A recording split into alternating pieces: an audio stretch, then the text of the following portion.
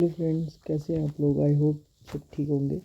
तो today we are going to start with the concept which is returns to scale. इसका diagram हम देखेंगे आज, ठीक है। मतलब इसमें इंक्रीजिंग रिटर्न्स का डायग्राम देखेंगे, ठीक है। तो रिटर्न्स टू स्केल में हम क्या देखेंगे, first increasing returns to scale, ठीक है। तो पहले मैं आपको बता देता हूँ कि रिटर्न्स टू स्केल होता क्या है। इसका मतलब होता है, it means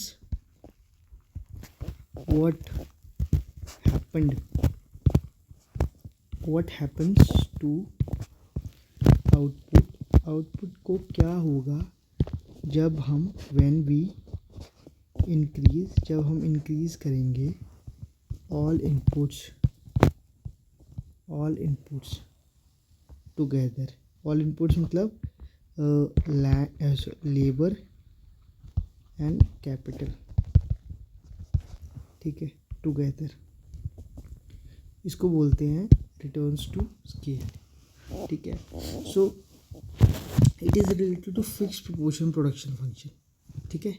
मतलब कि सेम परसेंटेज में हमें सबकी प्रोडक्शन या लेवल ऑफ प्रोडक्शन को इंक्रीज़ करना पड़ेगा, या लेवल ऑफ क्वांटिटी को इंक्रीज़ करना पड़ेगा सेम परसेंटेज में, सेम प्रोपोर्शन में। उसे बोलते हैं रिटर्न्स टू स्केल, ठीक है। सो रिटर्न्स टू स्केल क्या और लिख दूँ आपके लिए, ताकि आपको, हाँ, ये लिख लो, the concept of returns to scale is related to the fixed proportions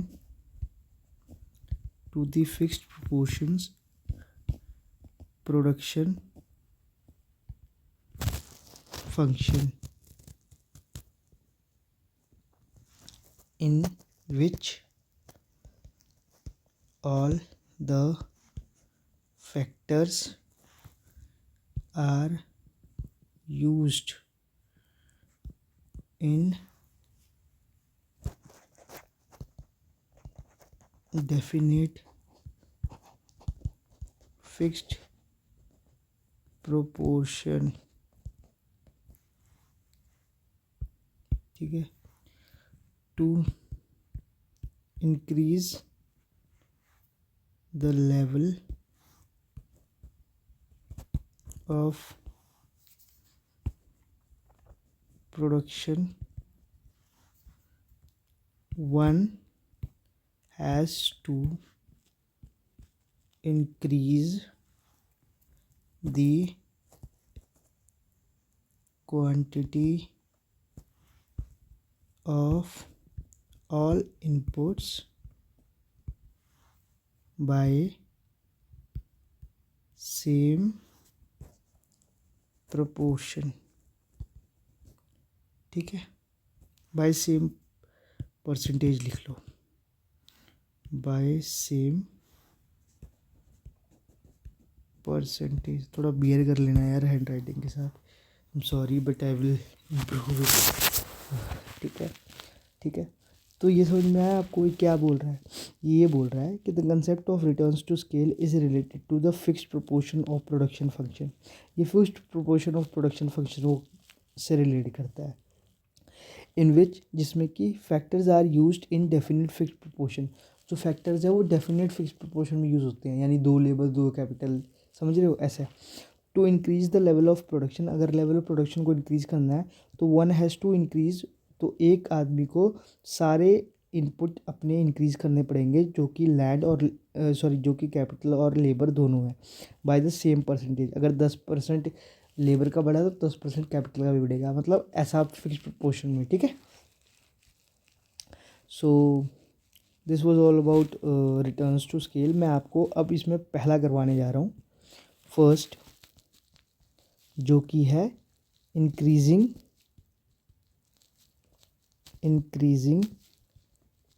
returns to scale. ये क्या होता है इंक्रीजिंग रिटर्न्स टू स्केल, ध्यान से देखना। When all the inputs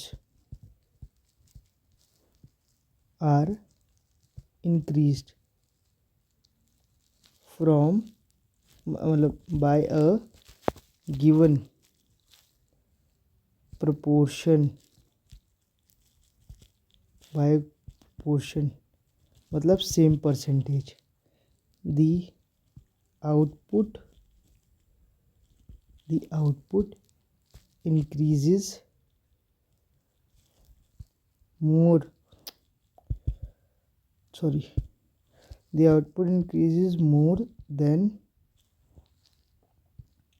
proportionately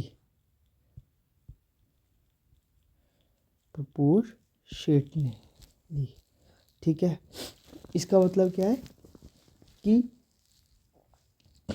percentage increase in output is more than percentage increase in all factor input. ठीक है, example मान के चलो कि अगर सारे फैक्टर इनपुट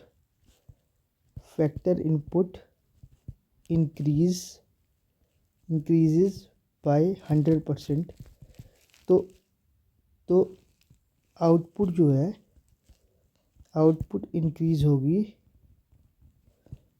150% से।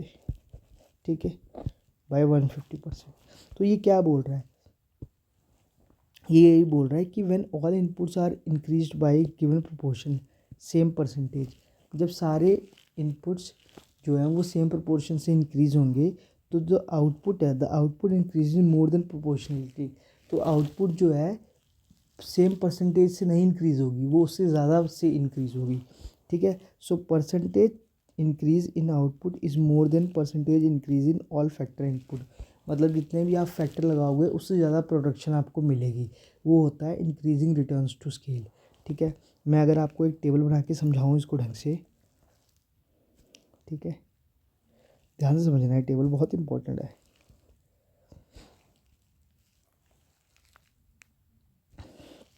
ठीक है, 1 2 3 4 5।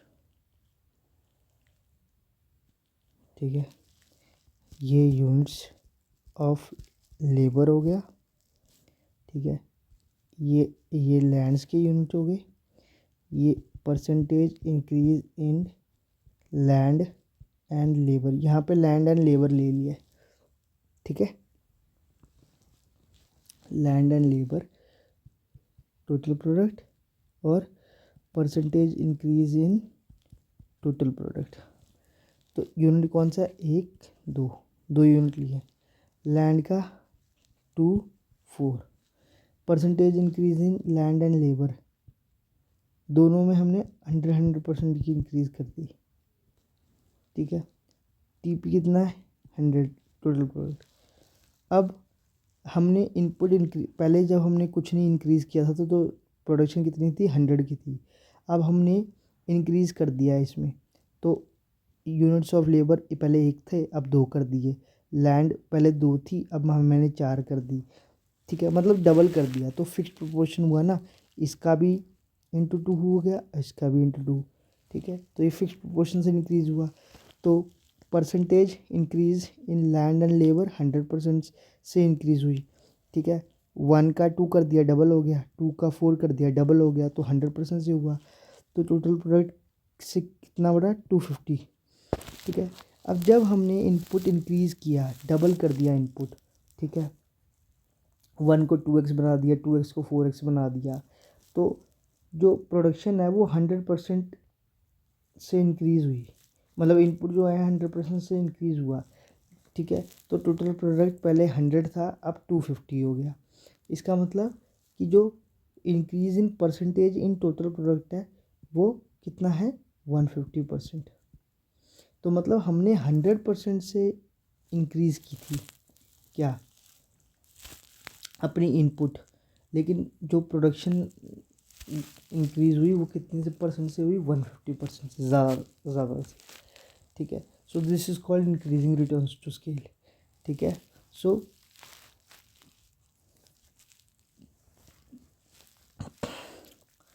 कॉजेज़ भी लिख लो इसके कि this law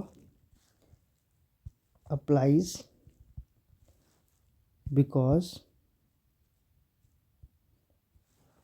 because of application of economies of scale, as these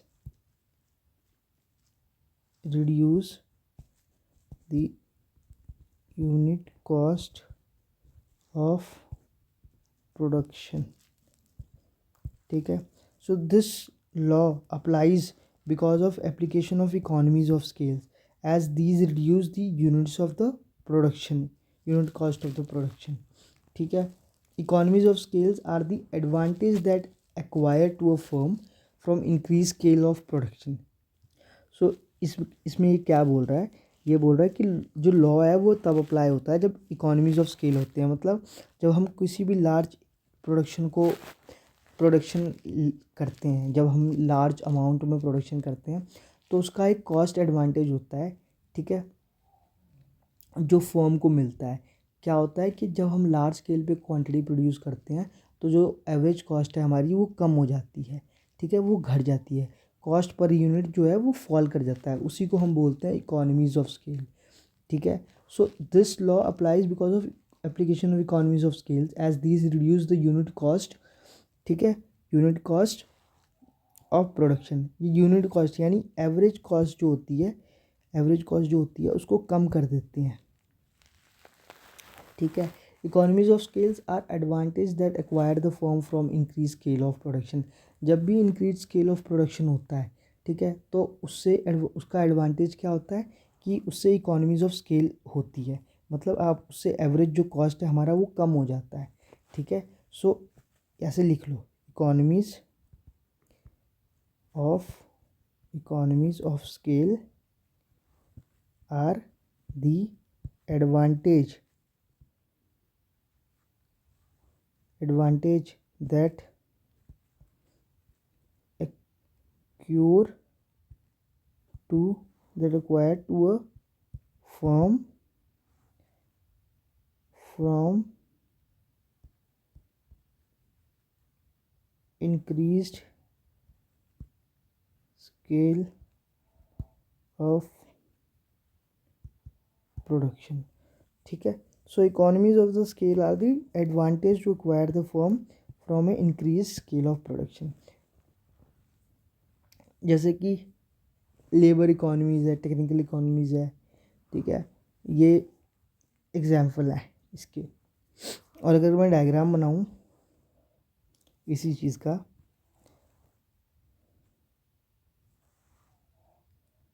ठीक है, तो दो चीज़ आप ले लो, इधर ले लो ऑल फैक्टर इनपुट, इधर ले लो आउटपुट।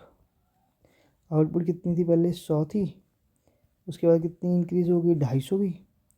इनपुट कितने का था पहले, 100 का, अब इनपुट कितने का है, 200 का इनपुट है, ठीक है। सो पहले 100 पे 100 इंक्रीज़ और था, ठीक है। अरे यार ये भी ना, ठीक है, अब कितना हो रहा है,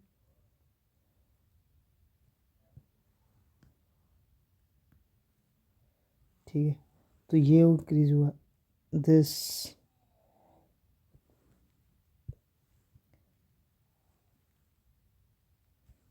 ठीक है, तो ये क्या हुआ आर, तो जिसका मतलब है इंक्रीजिंग रिटर्न्स टू स्केल, ठीक है।